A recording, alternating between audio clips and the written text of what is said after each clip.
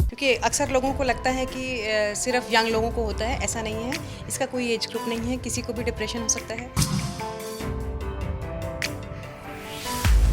कोविड-19 की हम बात करते हैं, तो लोगों का पूरा लाइफ़स्टाइल चेंज हो गया है, पूरा सिस्टम चेंज हो गया है और लोग बहुत अकेले हो गए हैं, बहुत अकेला महसूस कर रहे हैं। कभी-कभी स्ट्रेस होता है, यानी जिसको आप टेंशन बोलते हो, तो स्ट्रेस होता है। स्ट्रेस कई बार लीड कर जाता है डिप्रेशन में है। तो स्ट्रेस के रीज़न्स बहुत सारे हो सकते हैं, जैसे मैंने आपको बताया कि कई बार तो टीनेजर्स में इवन ब्रेकअप भी उसका रीज़न हो जाता है। ਸਤਿ ਸ਼੍ਰੀ ਅਕਾਲ ਜੀ ਸਾਰਿਆਂ ਨੂੰ। ਤੁਸੀਂ ਦੇਖ ਰਹੇ ਹੋ ਸਾਂਝਾ ਟੀਵੀ। ਭਾਰਤ ਦੇ ਵਿੱਚ ਹਰ ਦਿਨ 8 ਲੱਖ ਤੋਂ ਜ਼ਿਆਦਾ ਲੋਕੀ ਡਿਪਰੈਸ਼ਨ ਦਾ ਸ਼ਿਕਾਰ ਹੋ ਰਹੇ ਨੇ। ਅਗਰ ਅਸੀਂ ਗੱਲ ਕਰੀਏ ਟਰਾਈ ਸਿਟੀ ਦੀ ਤਾਂ ਤਕਰੀਬਨ 90 ਲੋਕ ਡਿਪਰੈਸ਼ਨ ਦਾ ਸ਼ਿਕਾਰ ਹੋ ਕੇ ਆਪਣੀ ਜਾਨ ਤੋਂ ਹੱਥ ਧੋ ਚੁੱਕੇ ਨੇ। ਅੱਜ ਅਸੀਂ ਗੱਲਬਾਤ ਕਰਾਂਗੇ ਨੀਤੂ ਅਤਰੀ ਜੀ ਨਾਲ, ਸਾਈਕੋਲੋਜਿਸਟ ਨੇ, ਤੇ ਇਹਨਾਂ ਤੋਂ ਜਾਣਾਂਗੇ ਕਿ ਕੀ ਕੁਝ ਕਾਰਨ ਹੈ डिप्रेशन ਚ आने का। जी, देखिए डिप्रेशन की अगर हम बात करते हैं, सबसे पहले तो ये समझते हैं कि डिप्रेशन किसी भी एज ग्रुप के लोगों को हो सकता है। क्योंकि अक्सर लोगों को लगता है कि सिर्फ यंग लोगों को होता है, ऐसा नहीं है। इसका कोई एज ग्रुप नहीं है, किसी को भी डिप्रेशन हो सकता है।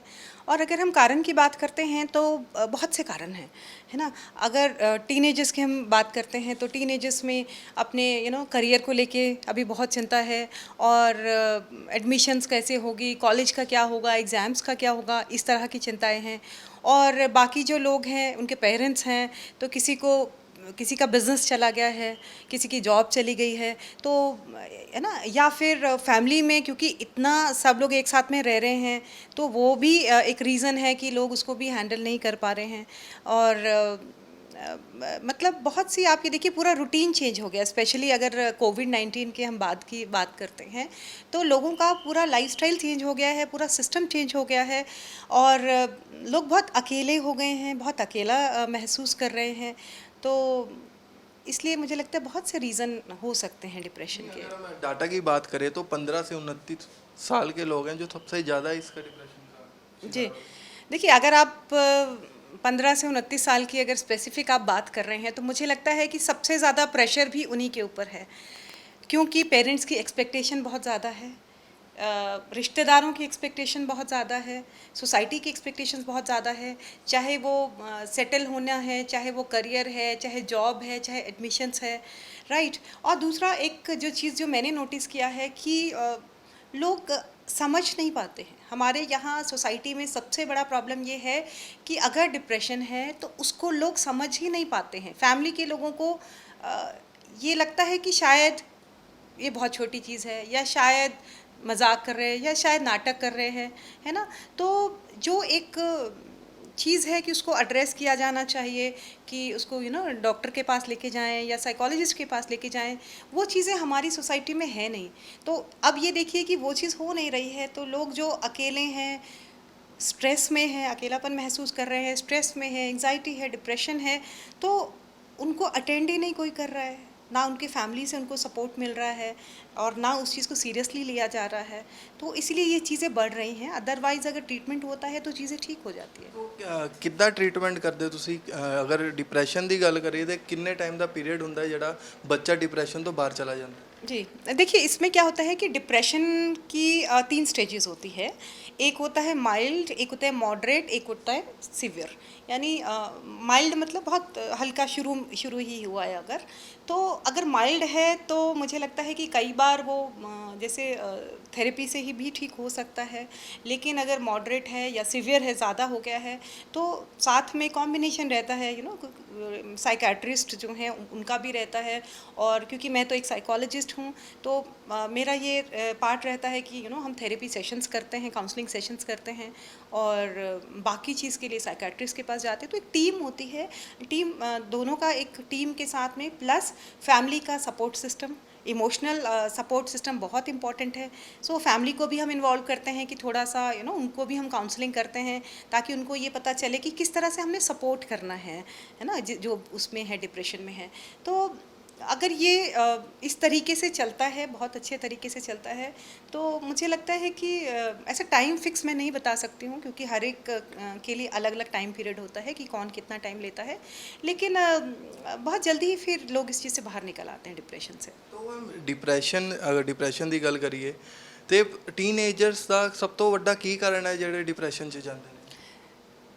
देखिए, टीनेजर का बहुत सारी चीज़ें हैं, क्योंकि टीनेज में आप ये समझिए, सबसे पहली चीज़ तो सबसे ज़्यादा हार्मोनल चेंजेस इसमें हो रहे हैं, सबसे ज़्यादा इमोशंस सबसे हाइट पे इसी एज पे रहते हैं।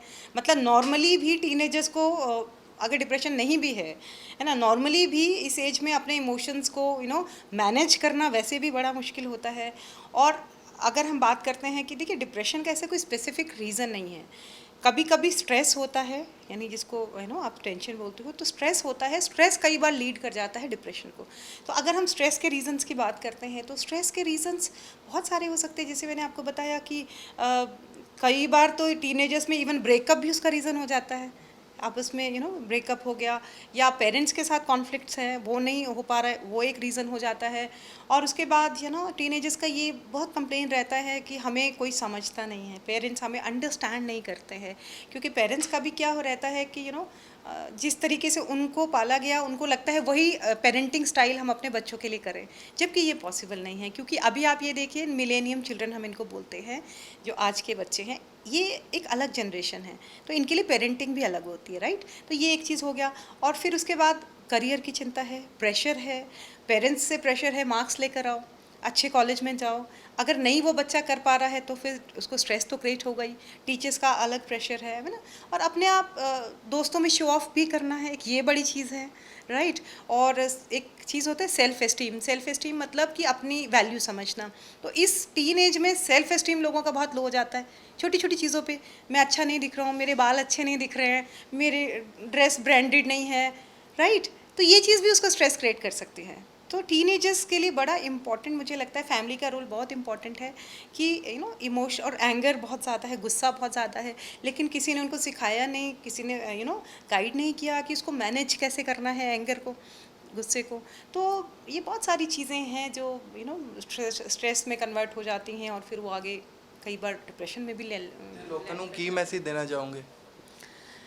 देखिए, लोगों को मैं यही मैसेज देना चाहती हूँ कि सबसे पहली चीज़ कि आप जो हो उस चीज़ में खुश रहिए। आपके पास जो है, राइट, उस चीज़ पे फोकस कीजिए, जो नहीं है उस पे फोकस नहीं कीजिए, पहली चीज़। दूसरा चीज़ कि अपने आप पे अपना एक भरोसा रखिए। स्पेशली अगर टीनेजर्स को मैं फोकस करना चाहती हूँ कि अपने आप पे भरोसा रखिए। ज़िंदगी आपके लिए बहुत सारे सरप्राइजेज़ लेकर आएगी, राइट। सो इसलिए इस चीज़ से परेशान ना हूँ कि एग्ज़ाम अच्छा नहीं हो रहा है, मार्क्स नहीं आ रहे हैं, कॉलेज नहीं मिल रहा है। मुझे लगता है कि सबसे इम्पॉर्टेंट चीज़ है कि अगर आपको अपने पे भरोसा है, अपनी स्किल्स पे भरोसा है, अपनी मेहनत पे भरोसा है, राइट, तो आप डेफिनेटली कुछ ना कुछ तो अच्छा अपने लिए रास्ते बना लेंगे लाइफ में। और पेरेंट्स को मैं ये बताना चाहती हूँ कि देखिए, स्पेशली अभी के टाइम में जो अभी ये सिचुएशन चल रही है कोविड-19 के सिचुएशन में, तो पेरेंट्स को मैं ये बताना चाहती हूँ कि प्लीज़ बच्चों की सिचुएशन को समझने की कोशिश करें। बच्चे बहुत अकेले महसूस कर रहे हैं, उनकी रूटीन छूट गई है, उनके फ्रेंड्स छूट गए हैं, है ना, उनका स्कूल कॉलेज वो छूट गया है, और बिल्कुल वो मतलब घर में बंद हो गए हैं, उनको आदत नहीं है ना, इतनी फिज़िकल एक्टिविटी होती थी, वो सब हो गया है। तो उनको आपके सपोर्ट की ज़रूरत है, आपके प्यार की ज़रूरत है। सो प्लीज़ उनको प्यार से हैंडल करें, थोड़ा डांटना ताने देना ये एटलीस्ट इस टाइम में हम कम करें, ताकि बच्चे को घर पर ही एक कंफर्टेबल माहौल मिले और वो अपने इमोशंस को मैनेज कर पाए। तो ये ਸੀਗੇ ਸਾਡੇ ਨਾਲ ਨੀਰੂ ਅਤਰੀ, ਜਿਨ੍ਹਾਂ ਨੇ ਕਿਹਾ ਕਿ ਜੋ ਤੁਹਾਡੇ ਕੋਲ ਹੈ ਉਹਦੇ 'ਚ ਖੁਸ਼ ਰਹਿਣਾ ਚਾਹੀਦਾ, ਸਟ੍ਰੈਸ ਨਹੀਂ ਲੈਣਾ ਚਾਹੀਦਾ, ਸਟ੍ਰੈਸ ਡਿਪਰੈਸ਼ਨ ਨੂੰ ਲੀਡ ਕਰਦਾ ਹੈ। ਮੈਂ ਜੈ ਵਰਮਾ, ਕੈਮਰਾ ਪਰਸਨ ਪੰਕਜ ਦੇ ਨਾਲ, ਸਾਂਝਾ ਟੀਵੀ, ਚੰਡੀਗੜ੍ਹ।